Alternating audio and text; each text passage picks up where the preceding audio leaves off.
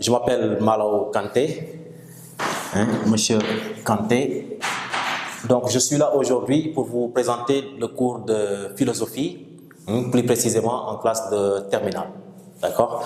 Donc, vous avez déjà le programme. On va donc rapidement avancer avec le chapitre numéro 1 pour avancer rapidement, c'est-à-dire donc la réflexion philosophique.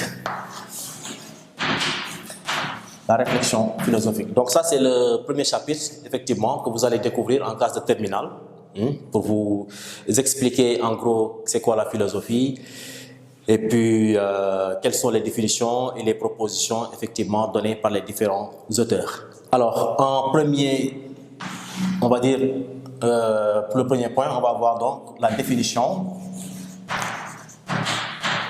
La définition, donc c'est-à-dire, qu'est-ce que la philosophie? Alors, c'est une question extrêmement complexe. Qu'est-ce que la philosophie? Alors, il faut savoir qu'il n'y a pas effectivement une seule définition donc admise dans cette discipline. Il y a plusieurs philosophes ont donné effectivement leur définition. D'accord? Et donc, c'est l'une des disciplines pratiquement les plus complexes à définir. Alors, on peut se poser à partir de là, quel est effectivement l'intérêt, quel est l'intérêt d'étudier une discipline justement qui n'a pas de définition. Mais c'est ça également qui fait pratiquement toute l'originalité effectivement de la philosophie, d'accord? C'est surtout à ce niveau, par rapport donc à la définition. Nous allons voir plus tard effectivement pourquoi c'est complexe. Alors, pour vous donner peut-être une petite idée, d'accord, par rapport effectivement à la définition de la philosophie, revenir par rapport effectivement à l'étymologie du terme, donc étymologie. Alors, la philosophie est composée effectivement de deux, on va dire, deux mots, philène ou philéine, qui veut dire tout simplement, qui veut dire amour. Donc vous avez philéine, donc amour. Ensuite, l'autre mot, c'est-à-dire Sophia. Alors Sophia, cela veut dire tout simplement sagesse. Donc à partir de là, on a effectivement une petite idée de ce que veut dire donc la philosophie, c'est-à-dire donc l'amour de la sagesse. D'accord? Amour de la sagesse. Alors par sagesse, effectivement, il faut entendre bien sûr savoir, d'accord, recherche effectivement du savoir, vérité, entre autres. Bien, ça c'est par rapport effectivement à la définition, on va dire à la définition plus ou moins conceptuelle. Généralement, en dehors effectivement de cette étymologie, on prend souvent une métaphore pour définir un petit peu non seulement la discipline, la philosophie, mais également pour,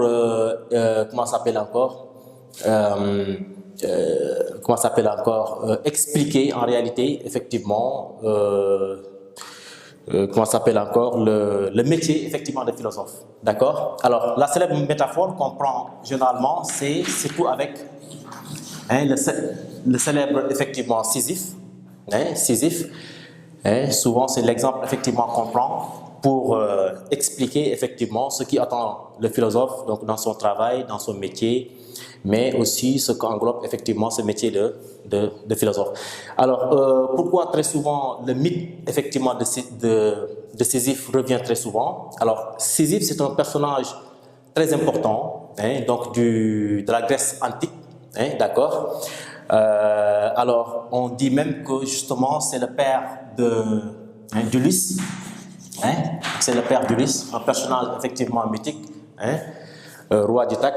Alors, Sisyphe est condamné par les dieux grecs, d'accord, à soulever une pierre, d'accord. Alors, parmi les dieux effectivement qui l'ont condamné, on verra ça certainement plus tard. Il y a le dieu Zeus. Donc, il est condamné effectivement par les dieux à soulever une pierre, d'où elle finit toujours par retomber. D'accord? Donc, il est condamné en enfer. Donc, il soulève sans cesse, effectivement, une pierre. qui finit toujours par retomber. Hein. Et donc, il répète ce geste indéfiniment, inlassablement, donc de manière indéterminée.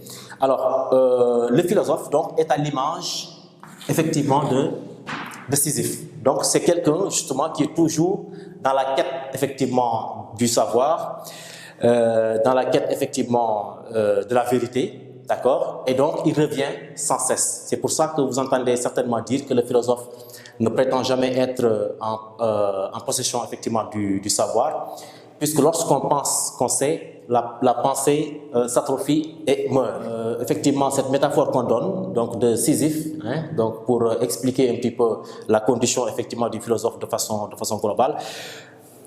Néanmoins, au-delà de tout ça, nous avons quand même quelques propositions. Donc, nous avons quelques propositions, effectivement, quelques définitions. Hein, quelques propositions ou quelques définitions, effectivement, de ce qu'est la philosophie. Alors, parmi les plus célèbres, ou en tout cas les propositions les plus connues, hein, justement, il y a ce qu'on appelle, il y a un grand philosophe qu'on appelle Platon. Hein? Alors, Platon, c'est le disciple justement de Socrate. Hein? Platon est le disciple de Socrate. Alors, il faut savoir que Socrate n'a jamais écrit, d'accord? Donc, c'est Platon qui a rapporté, effectivement, ou qui rapporte, si vous voulez, hein, ou qui a transmis, effectivement, les enseignements justement de Socrate, mais Socrate, effectivement, n'a pas écrit, donc c'était un grand charge. On dit même, hein, selon beaucoup, justement, que c'est Socrate qui est le fondateur, effectivement, de la philosophie, ou le premier philosophe, en tout cas, reconnu, effectivement, dans l'histoire. Alors, il y a Platon, qui a donné une définition, donc, de la philosophie, alors, ou même expliquer plus ou moins l'origine, effectivement, de la philosophie. Alors, pour Platon, c'est tout simplement l'étonnement, hein, c'est l'étonnement qui poussa les hommes à philosopher. Donc, c'est parce que les hommes se sont effectivement étonnés qu'ils se sont posés effectivement des questions par rapport à leur existence. Hein, donc, des questions sur l'univers, sur la vie, sur leur façon de vivre, sur la société, hein, etc. Et donc, c'est cet étonnement, d'accord, qui est à l'origine de la philosophie. Et donc, comme on dit justement, si vous voulez philosopher, il faut effectivement être tout simplement étonné. D'accord? Donc, c'est le point de vue que Platon, effectivement, a développé. Et effectivement, c'est l'un des points de vue les plus retenus, justement, pour expliquer donc l'origine de cette discipline, effectivement, qui est la philosophie. Alors, en dehors de Platon, on peut prendre aussi un autre penseur, hein, donc aussi célèbre, justement, et qui appartient toujours à la philosophie ancienne, donc à la philosophie antique, c'est Aristote. Aristote. Donc, on aura peut-être avec le temps de développer effectivement sous ces différents penseurs. Alors, pour Aristote, justement, comme Platon, hein, lui, il pense justement que c'est l'émerveillement, hein, que c'est l'émerveillement, voilà. Hein. Donc, c'est l'émerveillement qui poussa les hommes à philosopher. D'accord? Alors, c'est un petit peu l'idée que Platon a développée, hein, justement, il faut être plus ou moins, il faut effectivement s'émerveiller, hein, justement, être étonné tout simplement, donc de l'univers, par rapport à ce qui se passe justement autour de nous, notre environnement, hein, entre autres. Bon, c'est un petit peu l'idée, effectivement, que Platon a développé effectivement à ce niveau. Hein, donc, pour ce dernier aussi, donc, c'est ce qui explique plus ou moins l'origine effectivement de la philosophie. D'accord? Alors, il n'y a pas que ces deux positions. Hein? On a aussi un autre philosophe, d'accord, aussi célèbre effectivement que les deux, et qu'on appelle donc Épictète. Alors, Épictète. Alors, lui aussi, il appartient justement au mouvement stoïcien, donc ce qu'on appelle effectivement les stoïciens, le stoïcisme. Donc certainement, on aura certainement avec le temps, on aura le temps effectivement de développer tout cela. Pour ce dernier donc, Épictète, ce n'est ni l'étonnement ni l'émerveillement donc qui explique l'origine de la philosophie, hein, donc, mais c'est plutôt effectivement, hein, la conscience que l'homme a de ses propres limites. D'accord?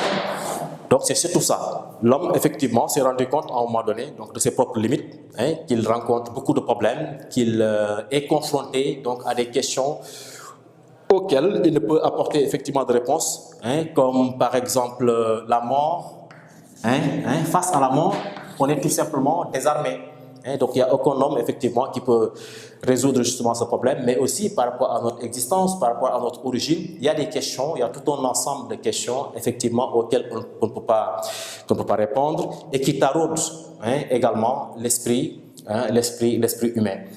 Donc pour Épictète justement, toutes ces questions, tous ces problèmes, toutes ces équations justement ont amené, expliquent effectivement plus ou moins ce qui fait que l'homme s'est réfugié tout simplement derrière la philosophie pour trouver des réponses et apporter effectivement des réponses plus ou moins rationnelles par rapport à ces questions.